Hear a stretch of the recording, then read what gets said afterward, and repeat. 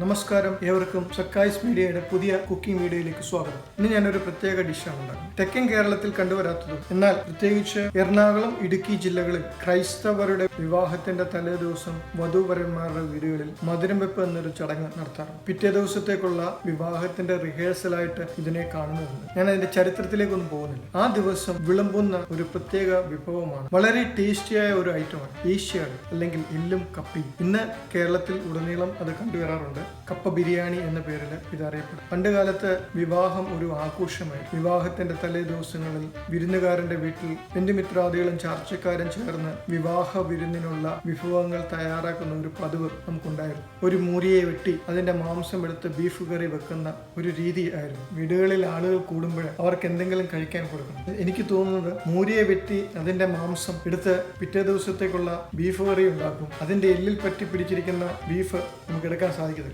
ആ എല്ലെടുത്തിട്ട് അന്ന് എല്ലാ വീടുകളിലും സുലഭമായി കിട്ടുന്ന ഒരു വിളയായിരുന്നു കപ്പ. എനിക്ക് തോന്നുന്നു പൂർവ്വപിതാക്കന്മാർ അവരങ്ങനെ ഒരു കാണിച്ച ഒരു ബുദ്ധി ആയിരിക്കാം കപ്പയും എല്ലും. മൂരിയെ വെട്ടിയെടുത്ത് മാംസം എടുത്തതിന് ശേഷമുള്ള എല്ലും പിന്നെ വീടുകളിൽ സുലഭമായി കിട്ടുന്ന കപ്പയും ചേർത്ത് അവരൊരു പ്രത്യേക വിഭവം ഉണ്ടാക്കി. അങ്ങനെയാണ് എല്ലും കപ്പയും രംഗപ്രവേശനം ചെയ്തതെന്ന് എനിക്ക് തോന്നുന്നു. എൻ്റെ വിവാഹം വരെ എനിക്ക് എല്ലും കപ്പയെ പറ്റി യാതൊരു വിധമായ ഒരു കേട്ടുകേഴ്വി പോലും ഇല്ല. വിവാഹം കഴിഞ്ഞ് ഭാര്യ വീട്ടിൽ ചെന്നപ്പോൾ അമ്മായിമ്മ വിളമ്പിത്തന്ന എല്ലും കപ്പയും കഴിക്കാനുള്ള അവസരം എനിക്കുണ്ടായി ഇല്ല.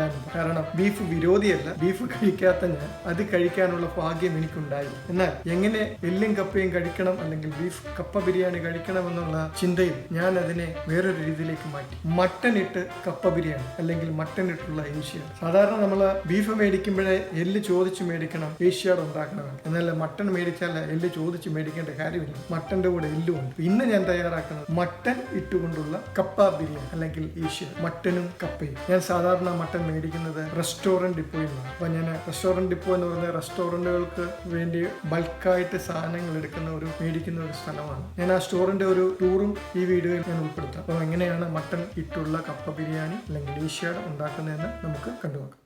ഇതാണ് ഞാൻ പറഞ്ഞ റെസ്റ്റോറന്റ് ഡിപ്പോ. മെമ്പർഷിപ്പ് ഉണ്ടെങ്കിൽ മാത്രമേ നമുക്ക് ഇതിനകത്ത് കയറാൻ പറ്റത്തുള്ളൂ. ഇൻഡിവിജ്വൽ മെമ്പർഷിപ്പ് ഇവിടെ കൊടുക്കത്തില്ല. കമ്പനികൾക്ക് മാത്രമേ മെമ്പർഷിപ്പ് കൊടുക്കത്തുള്ളൂ. ഫുഡ് കമ്പനികൾ വേണമെന്ന് നിർബന്ധമൊന്നുമില്ല. ഏത് കമ്പനി, ഫെഡറൽ ID ഉള്ള ഏത് കമ്പനികൾക്കും ഇവിടെ മെമ്പർഷിപ്പ് എടുക്കാൻ സാധിക്കും. ഈ കടയ്ക്കുള്ള ഒരു പ്രത്യേകത, ഇതിനകത്ത് നമ്മൾ കയറി കഴിഞ്ഞാൽ വലിയൊരു ഗോഡൗണായിട്ട് നമുക്ക് തോന്നത്തുള്ളൂ. ഉപ്പ് തൊട്ട് കർപ്പൂരം വരെ എന്ന നാടൻ ഭാഷ പറയുന്ന പോലെ എല്ലാ സാധനവും, നമുക്കൊരു വീട്ടിലേക്ക് ആവശ്യമുള്ള എല്ലാ സാധനങ്ങളും ഇവിടെ അവൈലബിൾ ആണ്.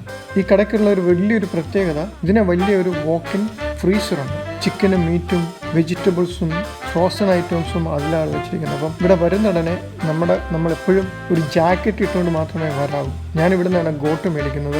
ഇവിടെ റീറ്റെയിലായിട്ട് നമുക്ക് കിട്ടത്തില്ല, ബൾക്കായിട്ട് സാധനങ്ങൾ നമുക്ക് കിട്ടത്തുള്ളൂ. മീറ്റിനൊക്കെ 30-40 പൗണ്ട് ആണ്. ഇവിടെ സാധനങ്ങൾക്ക് വളരെ വിലക്കുറവാണ്, പക്ഷേ ബൾക്കിയായിട്ട് മാത്രമേ നമുക്ക് സാധനങ്ങൾ മേടിക്കാൻ സാധിക്കൂ.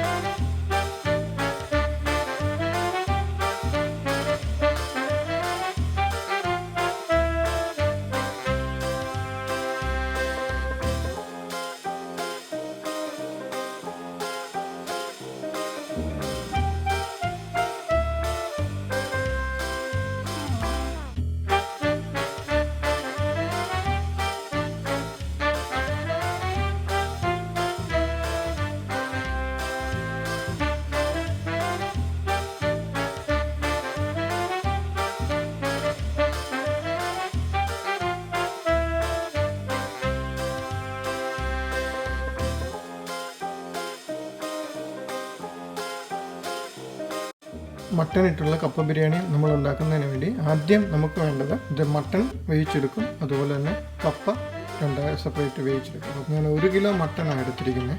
ചെറിയ പീസുകളായിട്ട് കട്ട് ചെയ്തിട്ടുണ്ട്.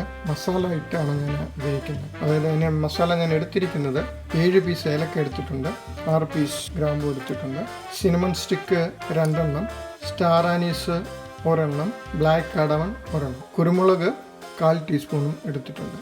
അതോടൊപ്പം തന്നെ നമുക്ക് വേണ്ടത് പെരുംജീരകം 1/4 ടീസ്പൂൺ, പിന്നെ ആവശ്യത്തിന് ഉപ്പ്, മഞ്ഞൾപ്പൊടി 1/4 ടീസ്പൂൺ. ഇത്രയും ഇട്ടാണ് നമ്മൾ മട്ടൺ വേവിച്ചെടുക്കുന്നത്. ഞാൻ മട്ടൺ വേവിച്ചെടുക്കുന്നത് ഒരു പ്രഷർ കുക്കറിലാണ്. കുക്കർ ഒന്ന് ചൂടാക്കണം. ചൂടാക്കി കഴിഞ്ഞിട്ട് മാത്രമേ നമ്മുടെ മസാലകൾ അതിനകത്ത് ഇടാവൂ. കുക്കർ ചൂടായിട്ടുണ്ട്. അപ്പോൾ അതിലേക്ക് നമ്മൾ എടുത്തു വെച്ചിരിക്കുന്ന മസാലകൾ ഇടുന്നു. അതൊന്ന് ചൂടാക്കണം. ചെറുതായിട്ടൊന്ന് ചൂടായതിനു ശേഷം മാത്രമേ മട്ടൺ ഇടാവൂ. മസാല ചൂടായിട്ടുണ്ട്. അതിലേക്ക് നമ്മൾ വെച്ചിരിക്കുന്ന മട്ടൺ ഇട്ട് കൊടുക്കും. ഇതിലേക്ക് 1/4 ടീസ്പൂൺ മഞ്ഞൾപ്പൊടി, 1/4 ടീസ്പൂൺ ഉപ്പ്, അതൊന്ന് ചെറുതായിട്ടൊന്ന് ഇളക്കിയിട്ട് അടച്ചു വെച്ചിട്ട് ഒരു 3 വിസിൽ വരുന്നിടം വരെ നമ്മൾ വേവിക്കുക. മട്ടനകത്ത് നിന്നുള്ള വെള്ളം ഇറങ്ങുന്നതുകൊണ്ട് ഇതിനകത്ത് വെള്ളം ഒഴിക്കേണ്ട കാര്യമില്ല.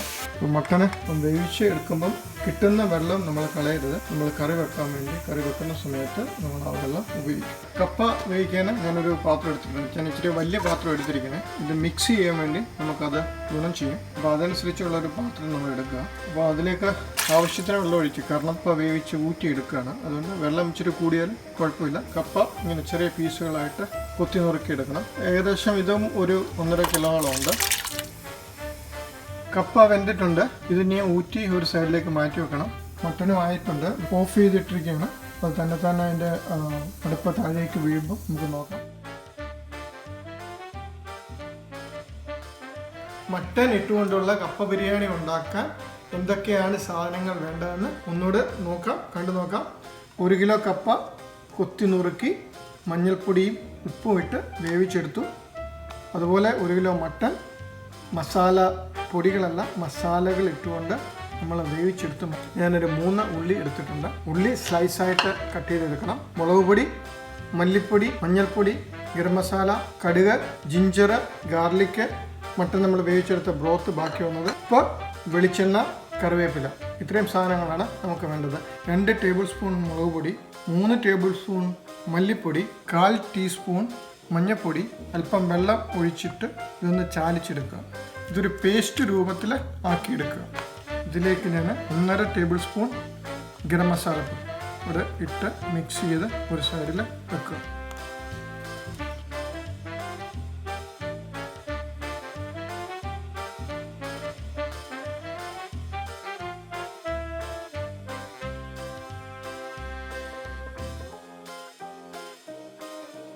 ഞാൻ അടപ്പയിൽ ഒരു പാത്രം വെച്ച് തീ കത്തിച്ചിട്ടുണ്ട്. പാത്രം ചൂടാവുകയാണ്. ഞാൻ ഇതിലേക്ക് എണ്ണ ഒഴിക്കുന്നു. എണ്ണ ചൂടായി. ഇനി ഒരു 1/4 ടീസ്പൂൺ കടുക് ഇട്ട് കൊടുക്കാം. കടുക് പൊട്ടിയിട്ടുണ്ട്. ഞാൻ കറിവേപ്പില ഇടുന്നു. അരിഞ്ഞു വെച്ചിരിക്കുന്ന ഇഞ്ചിയും വെളുത്തുള്ളി ഇട്ട് കൊടുക്കാം. നമുക്ക് ഇത് നല്ലവണ്ണം ഒരു ഗോൾഡൻ ബ്രൗൺ ആവുന്നിടം വരെ ഇത് ഇളക്കിക്കൊണ്ടിരിക്കണം. അരിഞ്ഞു വെച്ചിരിക്കുന്ന ഉള്ളി ഇട്ട് കൊടുക്കുന്നു. ഈ സമയത്ത് നമുക്ക് ആവശ്യത്തിന് ഉപ്പിട്ട് കൊടുക്കാം. ഇതും ഒരു ഗോൾഡൻ ബ്രൗൺ ആവുന്നിടം വരെ നമ്മൾ ഇളക്കിക്കൊണ്ടിരിക്കണം. നല്ലവണ്ണം ഇളക്കിക്കൊണ്ടിരിക്കണം, അല്ലെങ്കിൽ അടിക്ക് പിടിക്കും. ഉള്ളി റെഡി ആയിട്ടുണ്ട്. ഇതിലേക്ക് എടുത്തു വെച്ചിരിക്കുന്ന മസാല പേസ്റ്റ് ഇട്ട് നമുക്കത് മിക്സ് ചെയ്യാം. ഗോട്ട് ഉണ്ടാക്കിയപ്പോൾ കിട്ടിയ വെള്ളം അല്പം നമുക്ക് ഇതിലേക്ക് ഒഴിച്ച് ഈ മസാല ഒന്നുകൂടെ ഒന്ന് വേവിച്ചെടുക്കാം. ആവശ്യത്തിന് ഉപ്പ് നമുക്ക് ഇപ്പോൾ കൊടുക്കാം. മസാല വെന്തിട്ടുണ്ട്. ഇനി ഇതിലേക്ക് നമ്മൾ വേവിച്ച് വെച്ചിരിക്കുന്ന ഗോട്ട് ഇട്ട് മിക്സ് ചെയ്ത് ഇതിലേക്ക് ബാക്കിയുള്ള ബ്രോത്തൂടെ നമുക്ക് ഒഴിച്ചു കൊടുക്കാം. ഇത് നല്ലവണ്ണം മിക്സ് ചെയ്ത് ഒരു തിക്ക് ഗ്രേവി ആക്കിയെടുക്കണം. ആവശ്യത്തിന് ഉപ്പ് നമുക്കിടാം.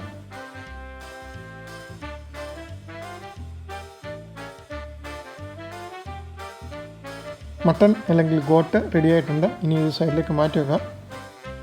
ഇനി ചെറിയ ചൂടിൽ കപ്പ വേവിക്കാൻ ഉപയോഗിച്ച് പാത്രം എടുത്ത് വെക്കുകയാണ്.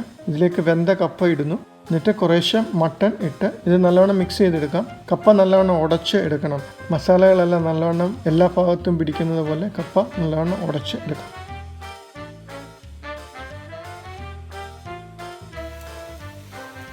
നമ്മുടെ കപ്പ ബിരിയാണി റെഡി ആയിട്ടുണ്ട്. ഇനി ഇത് നമുക്ക് ഒരു പാത്രത്തിലേക്ക് മാറ്റാം.